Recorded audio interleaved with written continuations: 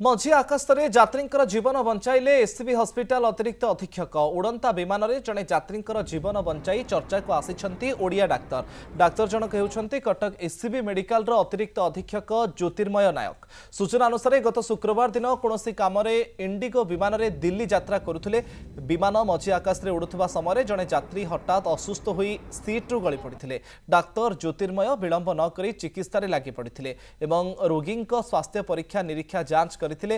विमानटी दिल्ली विमान बंदर में अवतरण करने पर वृद्ध व्यक्ति को स्थानीय हॉस्पिटल में भर्ती करा जायथिला।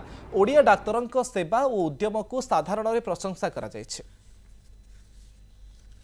चित्र भी आपण देखुचंती उड़ंता विमान में जड़े यात्री जीवन बंचाई चर्चा को आसी ओडिया डाक्तर एससीबी मेडिकल अतिरिक्त अधीक्षक डाक्तर ज्योतिर्मय नायक। गत शुक्रवार दिन ये घटना दिल्ली यात्रा करुले डाक्तर ज्योतिर्मय एवं मझी आकाश रे जड़े यात्री हठात असुस्थ हो पड़ते विलंब नक चिकित्सा करते एससीबी मेडिकल अतिरिक्त अधीक्षक ज्योतिर्मय नायक।